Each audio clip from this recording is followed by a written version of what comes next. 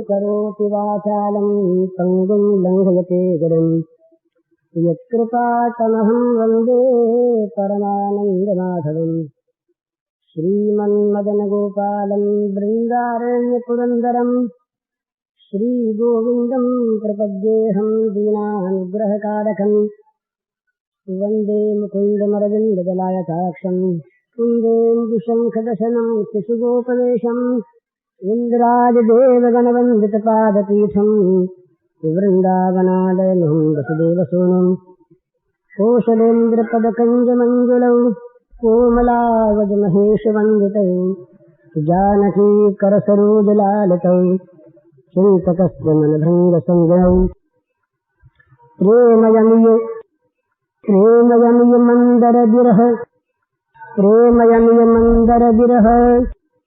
भरत पयोधि गंभीर प्रेम अमिय मंदर बिरह भरत पयोधि गंभीर मठकाधव सुर संतहित कृपा सिंधु रघुवीर।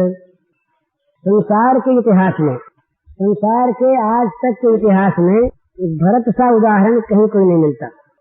और तुलसीदास ने भरत का चित्रण जिस रूप में किया, तुलसीदास जी ने भरत की जो मूर्ति देखी वो मूर्ति किसी ने नहीं देखी। जितने नाटक इतिहास काव्य जगत में हैं, शेक्सपियर के नाटकों में कुछ ऐसी चीजें आती हैं, पर जब भरत को देखते हैं तो उनके सामने सब के सब फीके पड़ जाते हैं। ये रामचरितमानस में कैकेयी के द्वारा भगवान राम के वनवास और भरत के राज्य की का वरदान मांगने से लेकर और चरण पादुका लेकर भरत के लौटने तक का जो प्रसंग है ये अद्वितीय है। इसमें त्याग, इसमें प्रेम, इसमें भ्रातृ प्रेम, स्वार्थहीनता का इतना सुंदर, इतना महान आदर्श चरित्र है कि वो यदि किसी के जीवन में आ जाए, किसी राष्ट्र में वो व्याप्त हो जाए तो उसका व्यक्तिगत या राष्ट्रगत जीवन इतना ऊंचा चढ़ जाता है जिसकी कोई सीमा नहीं। भरत के दर्शन रामचरितमानस में बालकांड में बहुत कम होते हैं, बड़े सुंदर होते हैं। जब वो दूत आते हैं जनकपुर से, उस समय भरत के दर्शन होते हैं, प्रसन्न भरत है। परंतु इनका वास्तविक दर्शन भरत का आरंभ होता है जब भरत ननिहाल में हैं और वहां समाचार पाते हैं बुलाहट का। उस समय जब यहाँ महाराजा दशरथ का स्वर्गवास हो चुका है, तमाम राज्य में राम विरह और दशरथ के निधन का शोक छाया हुआ है, सब लोग दुखी हैं, सारा परिवार, सारा राज्य संतप्त है।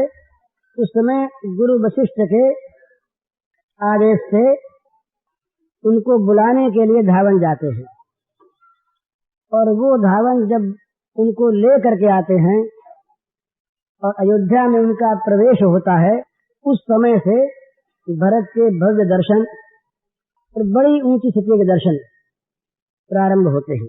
तुलसीदास महाराज ने बड़ी सुंदरता के साथ इसका चित्रण किया है। वो ये इस प्रकार का चरित्र है, इस प्रकार का ये महान आदर्श है। इस आदर्श को यदि हम अपने जीवन में ढाल सकें तो भगवत प्रेम क्या वस्तु है और संसार में किस प्रकार से किसको रहना चाहिए, ये सब बातें प्रकट हो जाती हैं।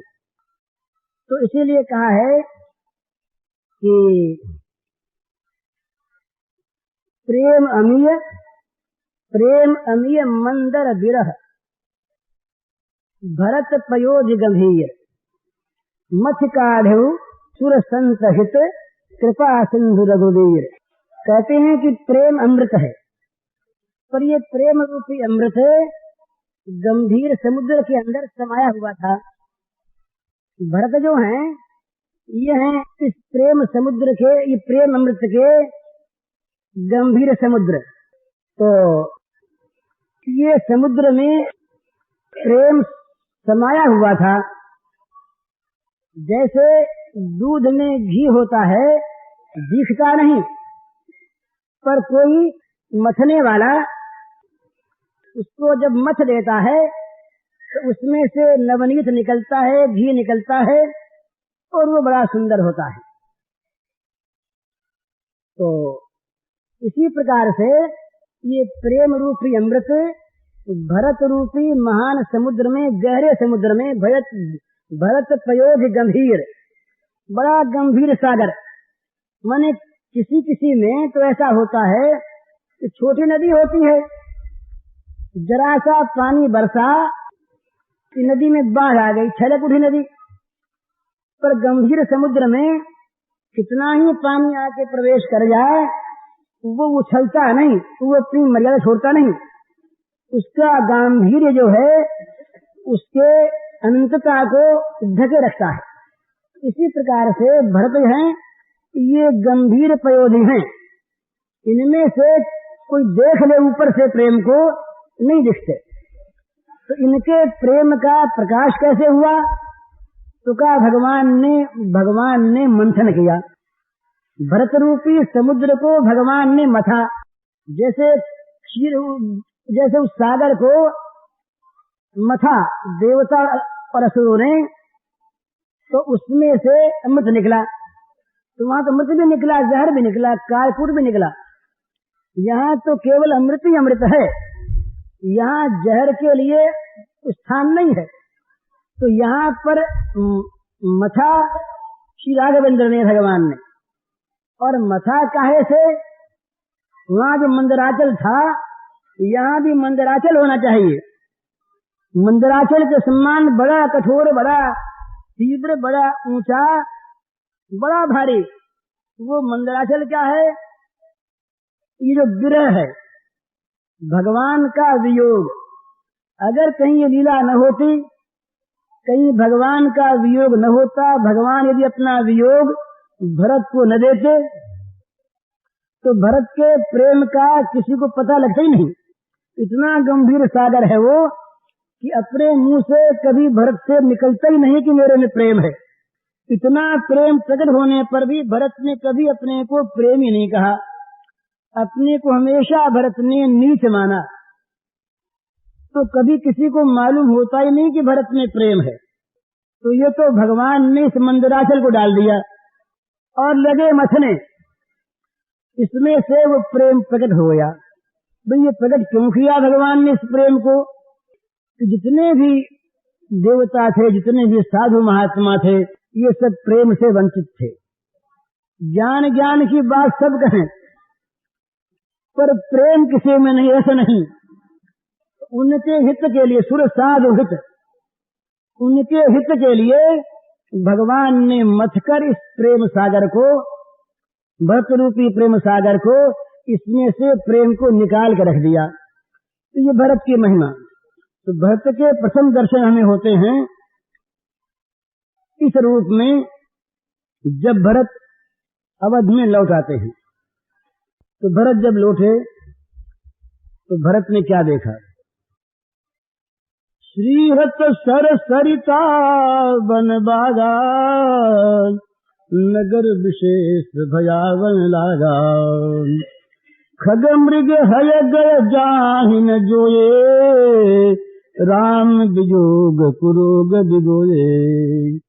नगर नारी नर निपट दुखारी, मनहु सबन सब संपत्ति हारी। भरत ने नगर में प्रवेश करते समय देखा कि जितने भी नगर के बाहर के बाग बगीचे रहे, जितने तालाब रहे, नदियां रहीं, वे सब के सब मानो भयानक हो रहे हैं। किसी में प्रसन्नता नहीं झलक रही है। नगर के अंदर प्रवेश किया तब तो नगर विशेष भयानक लगा। नगर तो विशेष रूप से भयानक जान पड़ा। कहीं कोई उत्सव नहीं, कहीं कोई उत्साह नहीं।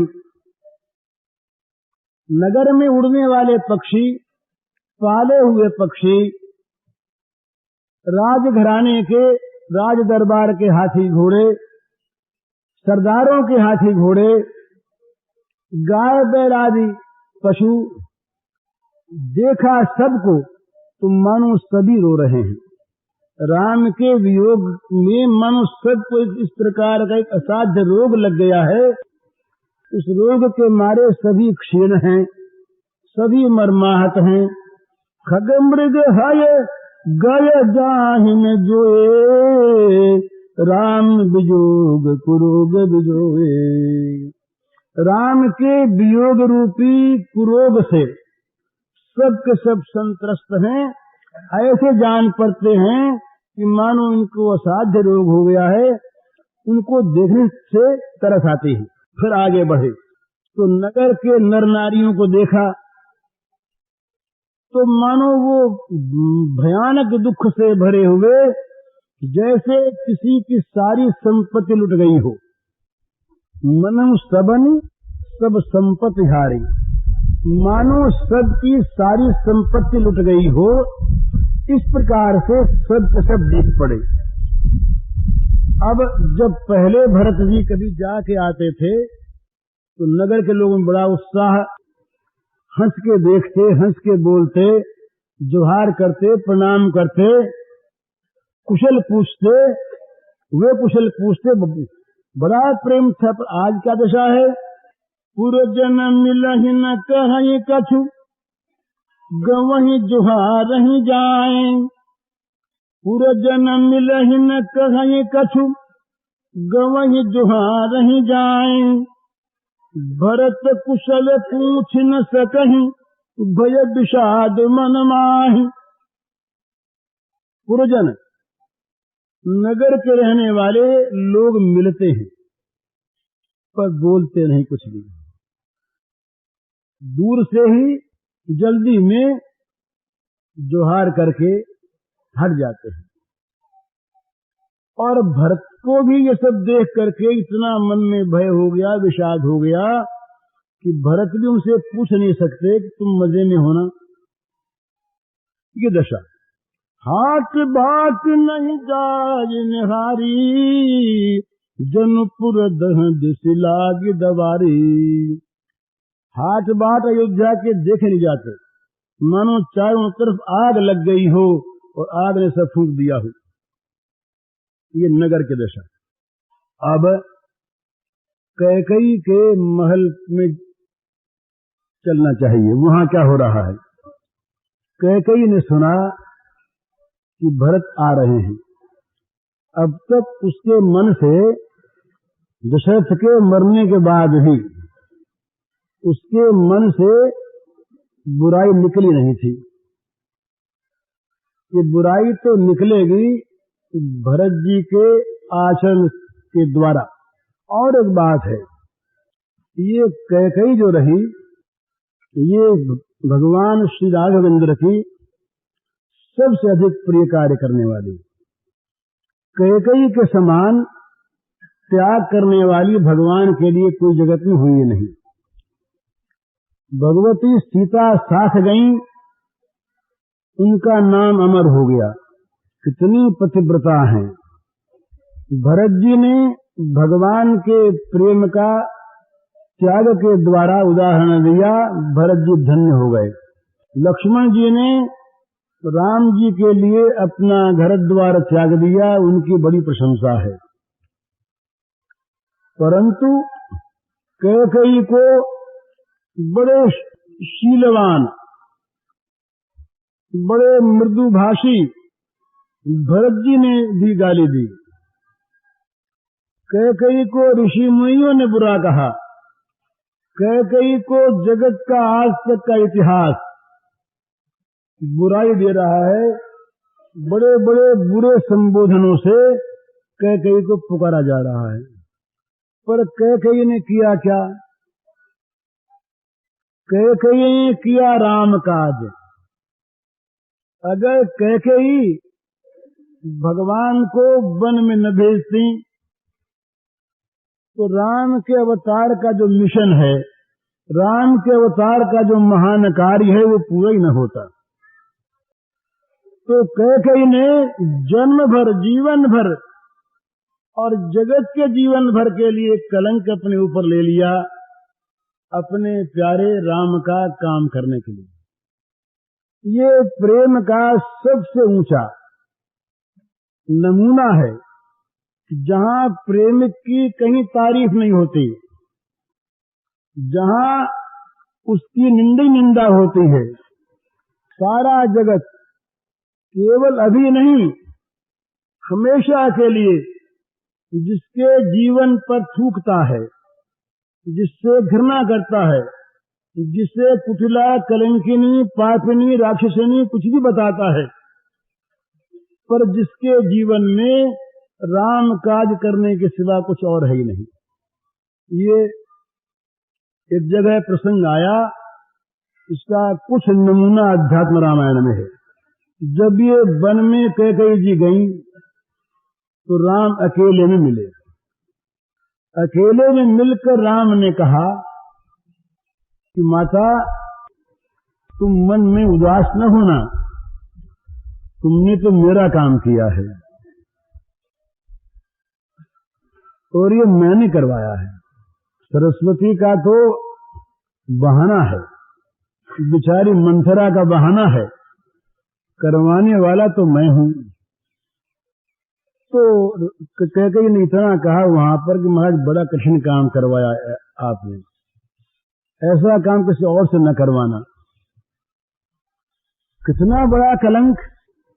इसीलिए राम ने बार बार कहा कि मां कैकेयी को जो पापिनी कलंकिनी मानेगा, उसको नरकों की प्राप्ति होगी। क्योंकि राम जानते हैं कि कैकेयी से प्रिय कार्य मेरा कोई करने वाला है ही नहीं। राम का वन में जाना और वन में जाकर के ऋषियों को सताने वाले तमाम राक्षसों के संहार की प्रतिज्ञा करना, उन दुखी ऋषि मुनियों के दुखों को आंखों से देखना, दंडक वन को पवित्र करना, वहां से राक्षसों को हटाकर मारकर ऋषि मुनियों के लिए सुरक्षित करना, राक्षसराज रावण के त्रास से सारे जगत को मुक्त करना, इन सारे कार्यों के मूल में है कैकेयी माता का वरदान। तो कैकेयी माता के समान भगवान का प्रिय कार्य करने वाले ये प्रेमियों के लिए समझने की बात है। बहुत तारीफ मिले, प्रशंसा मिले और भगवान का या किसी महात्मा का वो प्रिय पात्र कहलावे और भगवान के साथ साथ उसकी भी पूजा हो। इस प्रकार की स्थिति में तो भक्त बनना बहुत सहज है। उसमें एक गौरव मिलता है, महत्ता मिलती है, मान मिलता है, कीर्ति मिलती है, पूजा मिलती है। पर जहां इसके बदले में तिरस्कार मिलता हो, अपमान मिलता हो, निंदा मिलती हो, हमेशा के लिए नाम पर कालिख लगती हो, ऐसी स्थिति को स्वीकार करके और अपने इष्ट का प्रिय कार्य करना, ये बहुत बड़ी ऊंची बात है। जगत के इतिहास में कैकेयी के समान ऐसा कार्य करने वाला कोई मिलता नहीं। एक भगवान के सिवा सबने कैकेयी की निंदा की। वशिष्ठ महाराज भी रूठ गए, उन्होंने भी गालियां बक दी, पति के द्वारा तिरस्कृता हो गई, पुत्र के द्वारा तिरस्कृता हो गई, मुंह दिखाने लायक नहीं रही कहीं कैकेयी। पर कैकेयी का उज्ज्वल चरित्र ये राम ने देखा, राम ने तारीफ की, राम ने लोगों को रोका कि कोई इनकी निंदा मत करो, करने वाला पापी होगा, और राम ने स्वयं तारीफ की। राम ने कैकेयी की मन से पूजा की, सबसे पहले कैकेयी से मिले। इसका ये अर्थ नहीं कि वो विरोधिनी थी, ये नीति के प्रसंग में ये भी कहा जा सकता है।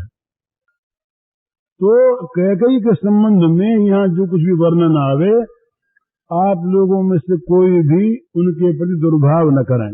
तो कैकेयी के महल में अब चलिए। कैकेयी के मन में बुराई अब तक बनी हुई है। कैकेयी ने ये मन में निश्चय कर रखा है कि भरत आवेंगे और जो कुछ मैंने भरत के लिए किया है ये मैं भरत से प्रसन्नता पूर्वक कहूंगी, बताऊंगी और मेरा बेटा भरत प्रसन्न हो जाएगा। भरत राजगद्दी पर बैठेगा और मैं देखूंगी। जब मनुष्य किसी स्वार्थ में फंस जाता है, किसी स्वार्थ में आसक्त हो जाता है, तो उसको अपने स्वार्थ की सिद्धि के सामने सबका विनाश, सबकी हानि और अपनी बड़े से बड़ी हानि भी कुछ नहीं मालूम होती। वो समझता है मैं लाभ में हूं। राम का वियोग हो गया, पति देवता चल बसे, नगर भर में निंदा है, ये सब कुछ है, पर कैकेयी के मन में जो स्वार्थ है और जिस स्वार्थ सिद्धि का उसके मन में अब तक बड़ा उत्साह है, ये उत्साह तो मंद तब होगा जब भरत कैकेयी के प्रस्ताव को स्वीकार कर देंगे। जब भरत तिरस्कार करेंगे तब कैकेयी घबराएगी। अब तक तो कैकेयी के मन में बड़ा उत्साह है, उल्लास है। तो कैकेयी क्या करती है? आवत सुत सुनी कैकेय नंदिनी, हर्षीद विपुल जलरुह चंदनी, सजियारती मुदित उठ धाई, द्वार ही भेंट भवन ले आई। भरत दुखित परिवार निहारा, मानहु तुहिन बनज बनुमारा। कैकेयी हर्षित यही भांति, मनहु मुदित दवलाज किराती। सुतन ससोच देखी मन मारे, पूछती नैहर कुशल हमारे। सकल कुशल कही भरत सुनाई, पूछी निज कुल कुशल भलाई। कहु कह तात कहाँ सब माता, कहाँ सिय राम लखन प्रिय भाता। कैकेयी का बुराई भरा मन इस आशा में है कि भरत आते ही प्रसन्न हो जाएगा मेरी सारी बातों को सुनकर। तो बड़े आनंद में, उल्लास में, पति मर चुके हैं, पति की लाश अब तक जलाई नहीं गई है, वो कैकेयी ने आरती से आरता बनाया, आरती की थाली बनाई और दौड़ी उठकर, मनोरथ पूर्ण हो रहा है ना, और दरवाजे पर जाकर के भरत को अंदर ले आई आरता उतार करके। भरत ने देखा एक माँ कैकेयी के सिवा तमाम घर की दासियां भी। भरत जब कभी महल में आते, चाहे वो कौशल्या के महल में आवे और चाहे माँ कैकेयी के आवे, जब वो महल में आते तो तीनों माताएं नहीं और माताएं थीं, वे सब भी इकट्ठी हो जाती, सब स्वागत करती, हर्ष मनाती। आज देखा तो कोई माता वहां पर नहीं सिवा कैकेयी के। और जितने लोग दिखे परिवार के, वो सब मानो दुखी, ऐसे दुखी कि मानो कमल के बन पर हिम पड़ गया हो, बर्फ पड़ गई हो और कमल का बन तमाम जल गया हो। पर साथ ही ये देखा, विरोधी चीज देखी, साथ ये देखा कि सारा परिवार दुखी है, सब परिवार संतप्त है, महल मानो मुरझा गया। लेकिन देखा विरोधी चीज कि कैकेयी बड़ी हर्षिता हैं, उनके मुंह पर मुस्कान है, कैकेयी जी हंस रही हैं, तो कवि कहते हैं कि वो ऐसी प्रसन्न मालूम होती थी कि जैसे वन में आग लगाकर भिड़नी है वो प्रसन्न होती है। तो ये देख करके भरत का चेहरा उदास हो गया।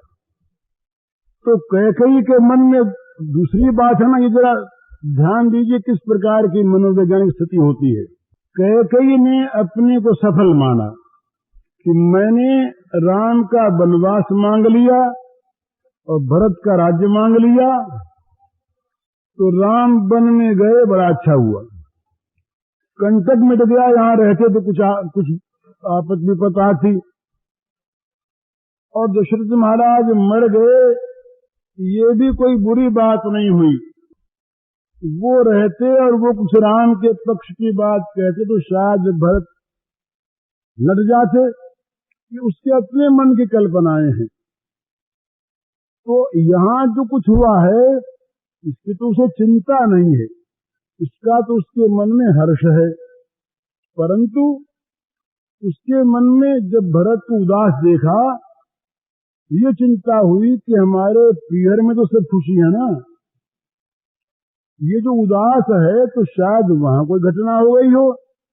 यहाँ की घटनाएं जो हुई ये तो उसके आनंद को बढ़ाने वाली है, चाहे पति मरे तो चाहे राम का वियोग हुआ। तो सुतई सोच देखी मन मारे, पूछती नैहर कुशल हमारे। पुत्र को मन मारे हुए दुखी देखकर और कैकेयी ने पूछा कि भैया सब हमारे पीहर में प्रसन्न तो है ना? तो भरत जी ने कहा सब प्रसन्न है। पर भरत जी ने साथ ही पूछा कि मैया हमारे यहाँ तो सब प्रसन्न है ना? उदास देखा सबको। तो भरत जी क्यों पूछते? आज कोई माता नहीं है, आज कोई भैया पास नहीं है, भरत आवे और राम भरत का आना सुन करके न मिलने आवे, बड़े भाई की बात नहीं, वहां तो स्नेह का सागर उमड़ता है।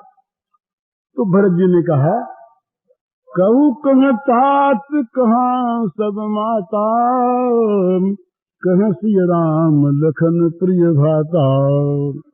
मैया बताओ पिताजी कहाँ हैं, सब माताएं कहाँ हैं,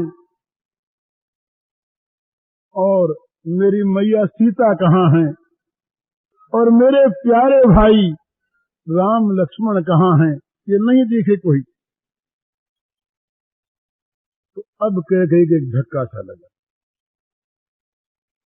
सोचा कैकेयी ने कि अगर राम की और दशरथ की बातों का जैसा मैं अपने मन में समझती हूँ, ऐसा ही अगर इसके सामने वर्णन किया, इसी रूप में रहा, तो ये कहीं बिगड़ जाए।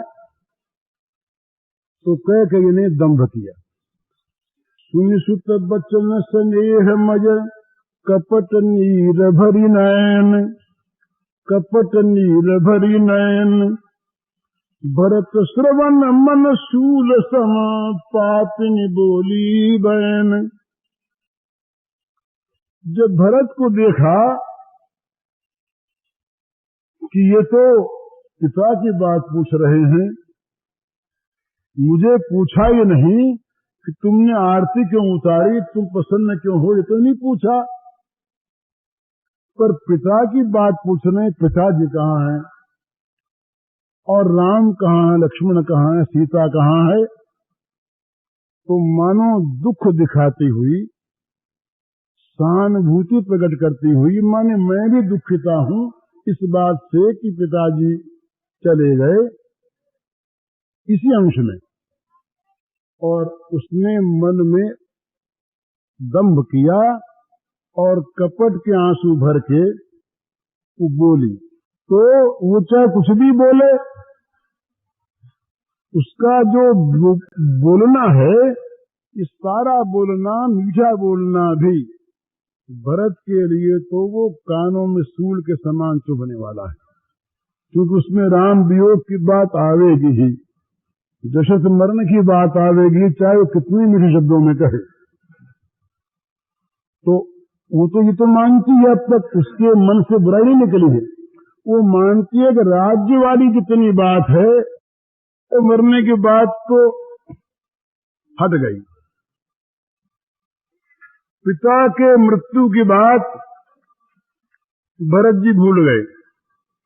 भरत ही बिसरे पितु मरना, सुनत राम बन गौन, हेतु अपन को जान जिया, थकित रहे धरी मौन। जब सुना भरत जी ने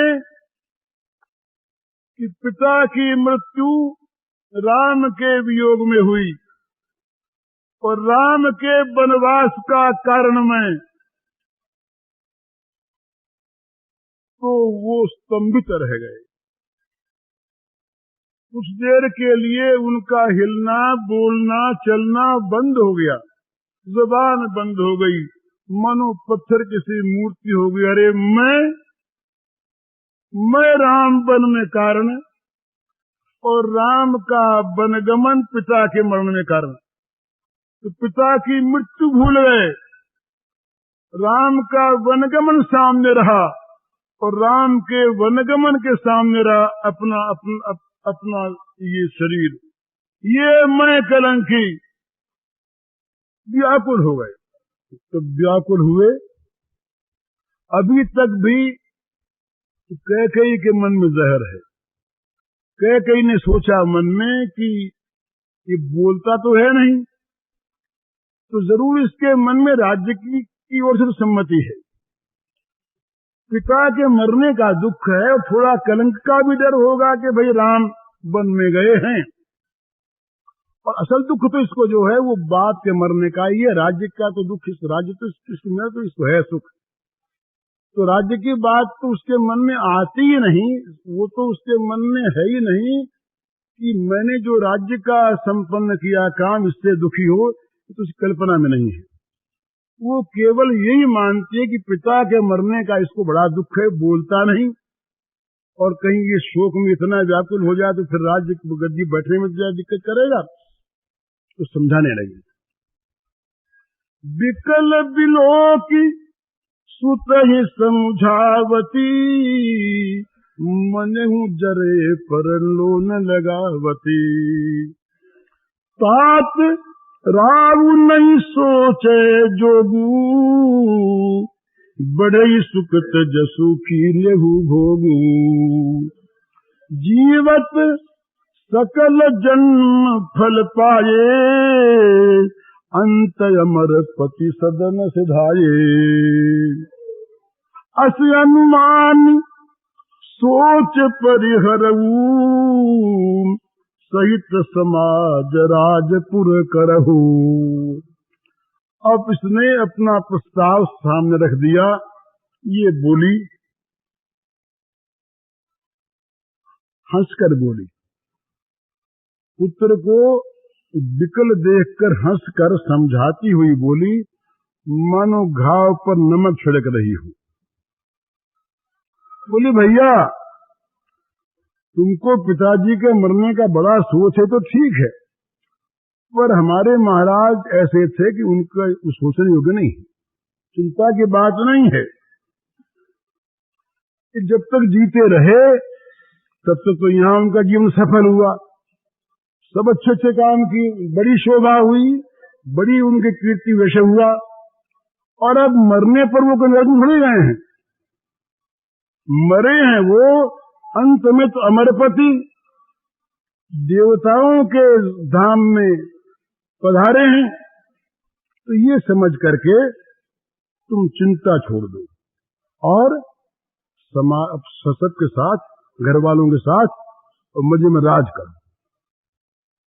अब जहां राज करो ये सुना, अब तो उनके तन तन में आग लग गई, जैसे पके घाव पर कोई आग रख दे।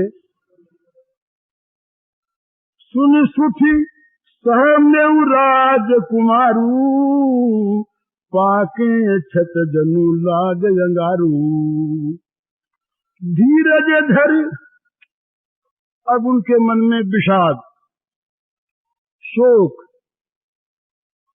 पिता के मरण का शोक, राम के वनवास का शोक, अपने इसमें कारण है इस बात का महान विषाद। और उन सब में इस माँ ने काम किया। अब माँ पर रोष, शोक, विषाद, रोष, ये तीनों का सम्मिश्रण हो गया भरत के मस्तिष्क में, और तीनों से मिली हुई इनकी दशा हो गई। तो पहले तो बोला नहीं गया, पर रोष ने कहा बोलो, शोक ने बोली बंद कर दी, विषाद ने मौन कर दिया, पर रोष ने कहा बोलो। तो धीरज धरि भरि लेहि उसासा, पापिन सबहि भांति कुल नाशा।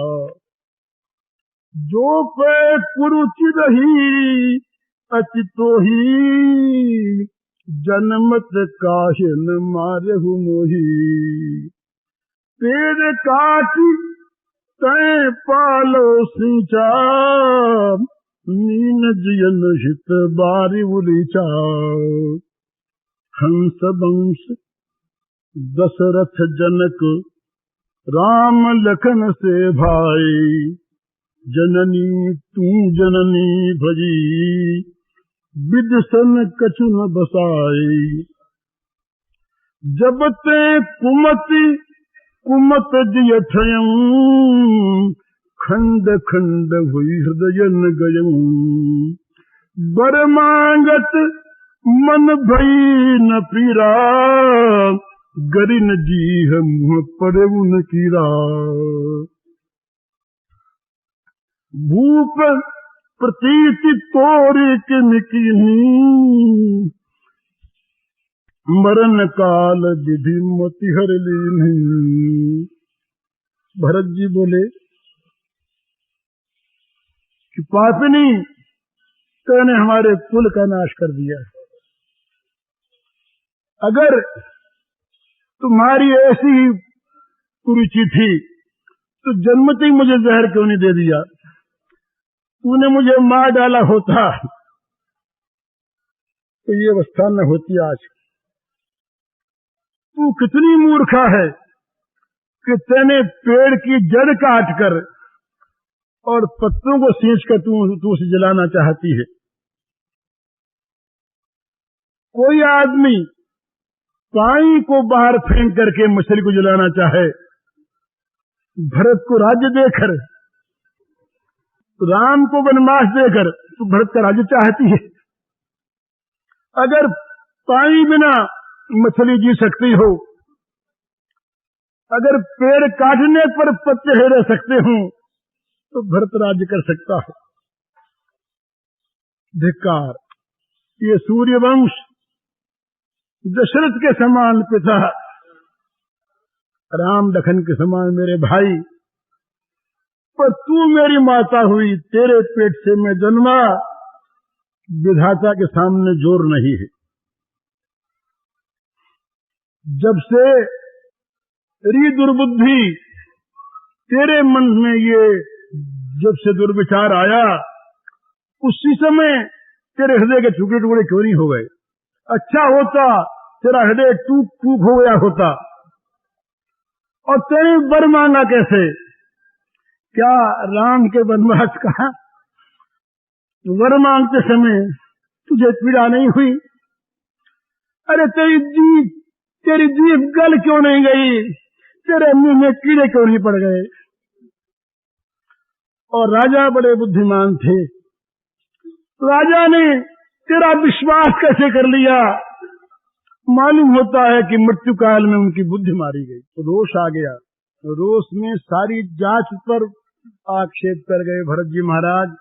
ये रोष का स्वभाव है।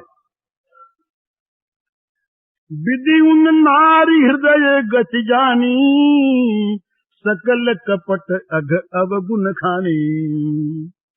विधि उन नारी हृदय गति जानी, सकल कपट यघ अवगुण खानी। सरल सुशील धर्म रत राऊ, सो किन जाने तीय स्वभाव। भाई ये जो स्त्रियां हैं, इनके हृदय की गति कोई नहीं जानता। ये कैकेयी में ठीक बात घटी। कैकेयी के समान प्यार करने वाली, कैकेयी के समान राम को प्यारा बताने वाली कौशल्या नहीं थी। बात सच्ची थी वहां पर, तो ये तो भगवान की माया थी। परंतु भरत जी महाराज के सामने वो चित्र है ना, इतनी बड़ाई करती राम की, इतनी राम से प्यार करती, राम के नाम पर उछल पड़ती, राम के सामने मुझको कुछ नहीं मानती। ये सारा उसका कपट था, सारा उसका पाप था, ये अवगुणों की खान है। तो कहा, तो ये कहने लगे कि स्त्रियों के मन का पता नहीं लगता। वो सारे कपट, सारे पाप, सारे अवगुणों की खान है। जब किसी जात में कोई एक बिगड़ता है ना, तो सारी जात पर लांछन आता है। इसलिए सबको सावधान होना चाहिए कि हम बिगड़ेंगे तो हमारी जात पर लांछन लगाएंगे। तो कहने लगे भरत जी महाराज ठीक ही है, पिताजी को इन कपटों का क्या पता। वो सरल है, सुशील स्वभाव, धर्मरत।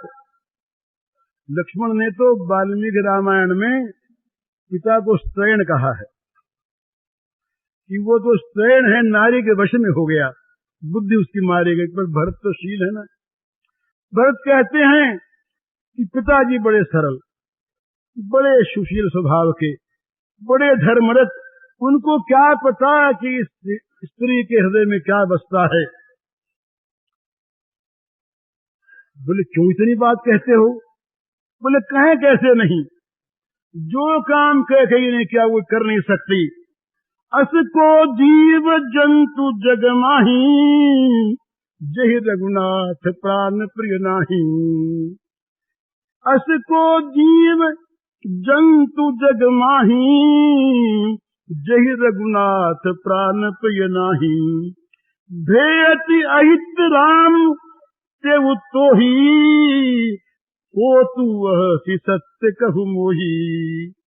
जो हसी सो हसी मुंह मसिलाई, आंख ओट उठ बैठ ही जाई।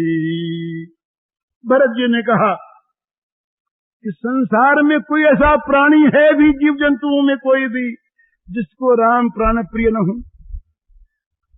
जो राम मनुष्य ही नहीं, पशु पक्षी कीट पतंग सबके प्राण प्रिय, वो राम तुझे खाने लगे, वो राम तुझको अहित करने वाले लगे, तू है कौन बता। जीव नहीं कर सकता ऐसी बात, जंतु ये सांप नहीं करता ऐसी बात, सिंह नहीं करता ऐसी बात, कुत्ता नहीं करता ऐसी बात, गधा नहीं करता ऐसी बात। तू कौन है तो बता। रोष आ गया कि जो कुछ भी हो, तू जो हो सो हो, मुंह में कालिख पोत कर अलग बैठ जा, मुझे मुंह मत दिखा, चली जा अलग, मुंह में कालिख पोत ले। जो हसी सो हसी मुंह मसलाई, आंखी ओट उठू बैठे ही जाई। जा बैठ जा अलग, मुंह मत दिखा मुझे। कैकेयी की सारी आशा पर तुषारपात हो गया। फिर बोले, अब रोने लगे। माता का रोष जो था वो अब विषाद में परिणत हो गया। राम विरोधी हृदय ते प्रकृति की नभी मोह, मोह समान को पात की बात कहूं कछु तोय। मेरे मन का जो पाप था, मेरे मन में जो राम का विरोध था, विधाता ने उसे आज प्रकट कर दिया। अथवा मैं राम विरोधी हूं, ये बात आज विधाता ने सबके सामने प्रकाशित कर दी। मेरे समान कौन पापी है। तुझको तो मैं व्यर्थ ही दोष देता हूं। सारे पाप का मूल तो मैं ना, मैं न होता तेरे मन में बात आती क्यों। तो दोष तेरा नहीं, दोष मेरा है। यूं कह करके और फिर शोक छा गया। शोक आया कि चुप हो गए। 3 चीज आई थी। शोक आया था, विषाद आया था, रोष आया था। रोष ने बुलवा दिया, विषाद ने सहमा दिया और शोक ने बोली बंद कर दी, फिर चुप हो गए। ये भरत का एक दृश्य है, ये भरत के चरित्र का एक दृश्य है। इधर कौशल्या माता के सामने जाते हैं, ये दूसरा सीन है, बड़ा सुंदर है, बीच का छोड़ देते हैं। भरत जी ने सोच लिया मन में कि ये माँ तो मेरी माँ नहीं, इस माँ का तो मुंह देखना पाप। भरत जी ने सोचा कि इस महल में ठहरना, पानी पीना, बैठना, उठना, ये भी पाप। भरत जी ने सोचा कि यहां से भागो, तो भरत जी वहां से निकले और पीछे पीछे शत्रुघ्न जी, ये दोनों कौशल्या के पास पहुंचे और वहां का दृश्य देखिए। जहां कैकेयी हंस रही थी, जहां कैकेयी आरती लेकर के आई थी, जहां कैकेयी मुदित मन थी, जहां कैकेयी ने उत्साह पूर्वक सारी बातें कही, वहां अब कौशल्या के महल का दूसरा दृश्य है। मलिन बसन दिबरन विकल कृष शरीर दुख भार। मलिन बसन विबरन विकल कृष शरीर दुख भार। कनक कलप बर बेली बन मानहु हनी तुषार। कनक कलप बर बेली बन मानहु हनी तुषार। भरत जी ने जाके देखा मैया को, मैले कपड़े पहने हुए हैं, अन्न का रंग बदल गया है, विवर्ण हो गई हैं, विकल हैं, व्याकुल हैं, शरीर सूख गया है, दुख का भार सह नहीं पा रही हैं, मानो कनक कल्प वृक्ष की लता पर हिमपात हो गया। ये दशा। भरत सामने पहुंचे, भरत प्रणाम नहीं कर पाए। भरत सामने पहुंचे तो भरत को देखते ही भरत ही देखी मात उठ धाई। मूर्छित अवन परी झई। भरत को देखते ही माँ उठी, दौड़ी, पर मारे शोक के विकल हो गई, मूर्छा आ गई और जमीन पर पड़ गई धराम से। देखत भरत विकल भजे भारी। परे चरण तन दशा दुसारी। भरत ने देखा ये दशा, बड़ी व्याकुलता हुई। मन में आया ही कि ये कुलांगार इसका कारण है। पड़ गए माँ के बगल में, गिर पड़े, चरणों में गिर पड़े, कहने लगे मात तात कह दे दिखाई। कह सिय राम लखन दो भाई। कैकेयी कत जननी जग माझा। जो जनमित भजी काहे न बांधा। कुल कलंक जय जनम हूँ मोही। अपजस भाजन प्रियजन द्रोही।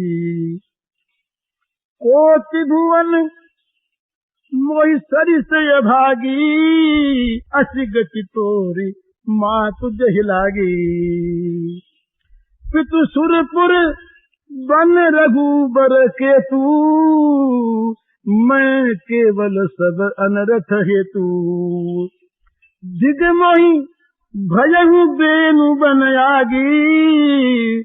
दुसह दाह दुख दूषण भागी। व्याकुल होकर के भरत रोने लगे, बोले मैया पिताजी कहाँ हैं? पिताजी को दिखा दे। और सीता मैया, मेरे प्यारे भाई राम लक्ष्मण कहाँ है बता। अरे मैया, ये जगत में कैकेयी ने क्यों जन्म लिया, और अगर जन्मी थी तो ये बांझ क्यों न रह गई, जिसने इस कुल कलंकी भरत को जन्म दिया, जो अपने प्यारों का द्वेषी, तो सारे संसार में कीर्ति का अकीर्ति का जिसने कलंक प्राप्त किया। मैया, मेरे समान तीनों लोकों में अभागा कौन है कि जिसके कारण से तेरी आज ये दशा है। तू बड़ी है। मेरे पिता स्वर्ग सिधार गए, रघुकुल चंद्र जो हैं भगवान, ये आज वन में हैं। इन सारे अनर्थ का मूल कारण तो मैं हूँ। मुझे धिक्कार है, मैं इस बांस के बन के लिए आग बन गया। ये कहने के कहते कहते भरत व्याकुल हो गए। माता की मूर्छा टूट गई भरत की दशा देख करके। मातु भरत के बचन मृदु, सुनि पुनि उठी संभारे। लिए उठाई लगाए उर, लोचन मोचति बारी।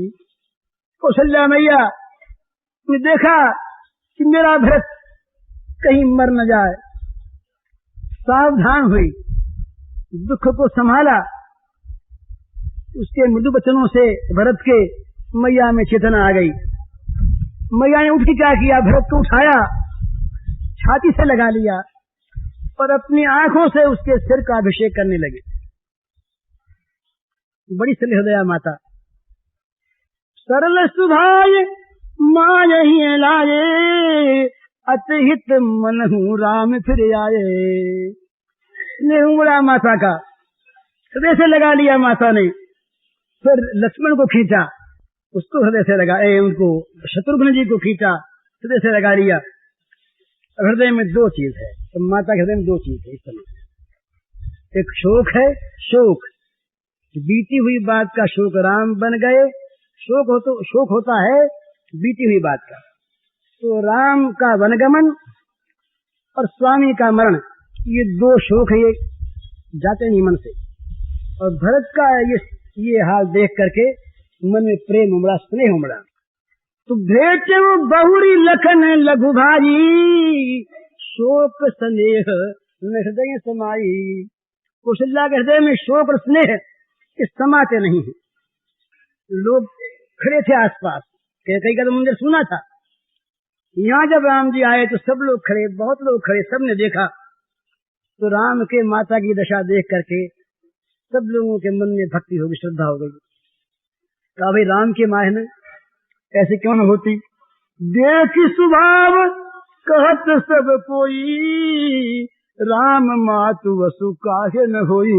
राम की माता है ना, क्यों नहीं ऐसी होती। माता भरत गोद बैठारे, आंसू पहुंची मृदु वचन उचारे। माता ने भरत को बैठा लिया गोदी में और आंसुओं को अपने हाथों, अपने आंचल से पहुंचकर बहुत मीठी बोली। शोक की बात नहीं, कहीं शोक की बात मैं कहूं तो भरत का क्या हो, समझाती है। अजऊ बच्छ बलि धीरज धरहु, कुसम उसम शोक परिहरहु। उल्टा समझाती है माता कि बेटा वत्स धीरज रख, बुरा समय जानकर शोक छोड़ दे। जनिमा नहु ही हानि गलानी, काल कर्म गति अघटित जानी।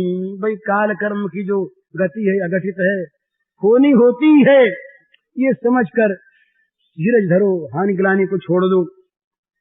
और जो भरत जी ने बुरा भला कहा ना, मात कितना ऊंचा चरित्र है कौशल्या का। वो कैकेयी के लिए कुछ नहीं कहती, बल्कि समझाती है।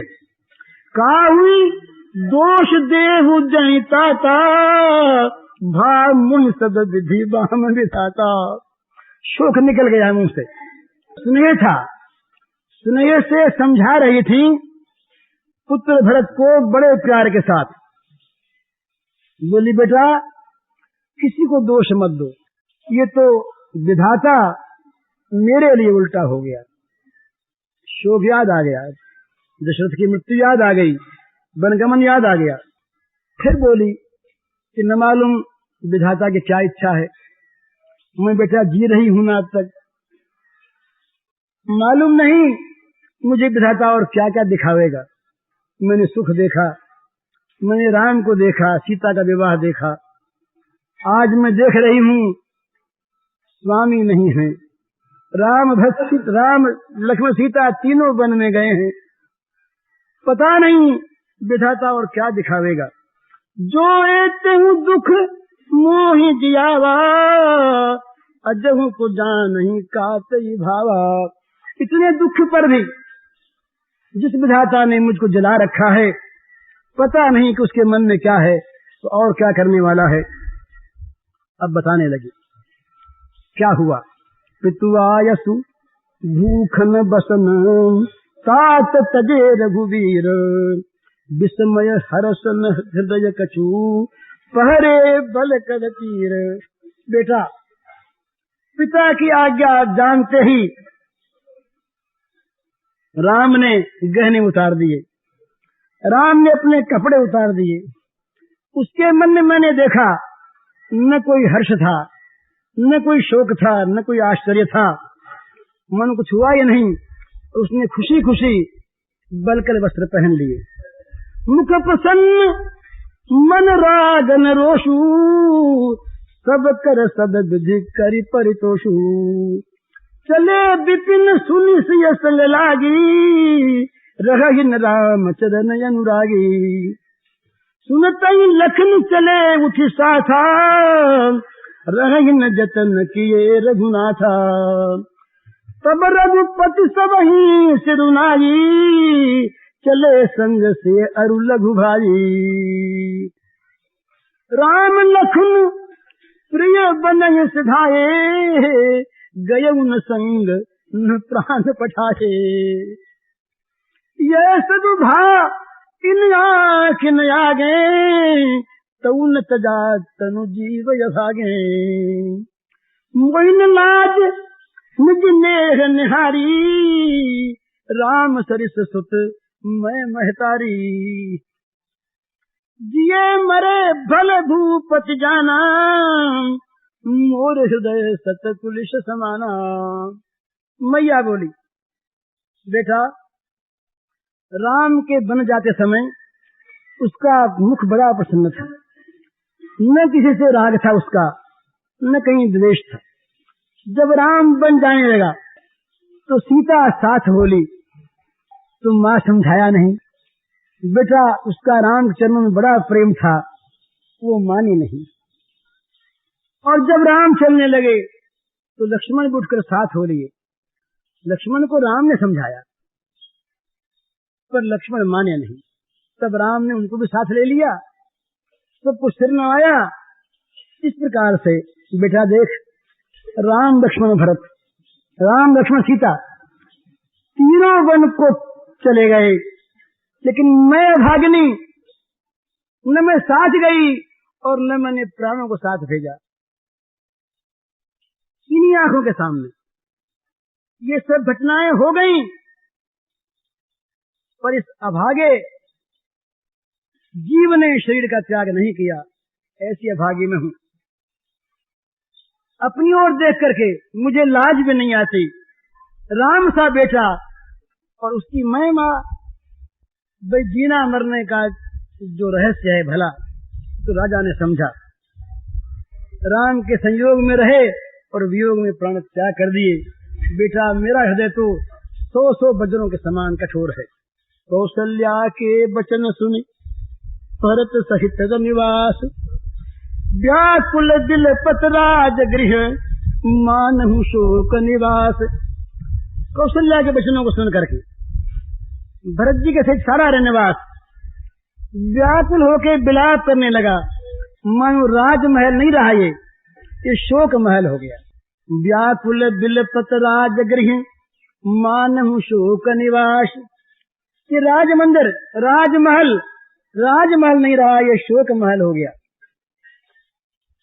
बिलपई विकल भरत दुभागी, कौशल्या लिए हृदय लगाई। भांति अनेक भरत समझाए, कही विवेकमय वचन सुनाए। भरत मात सकल समझाई, कई पुराण सुच कथा सुहाई। छल विहीन सुच सरल सुबानी, बोले भरत जोरी जुग पानी। भरत को व्याकुल विलाप करते देखा, शत्रुघ्न जी को रोते देखा, रविवार सारा रो रहा। कौशल्या जी ने धीरज किया मन में, ये अगर रोना यूं चलता रहा, ये प्रवाह क्रंदन का इसी प्रकार अगर बहता रहा, तो न मालूम भरत की क्या दशा होगी। माता को सोच है इस समय भरत का। तो कौशल्या ने भरत को उठा के छाती से चिपका लिया, समझाया बहुत, बड़े बड़े विवेक के वचन सुनाए कौशल्या मैया ने। जब भरत संभला तो मां के आंसू झरने लगे।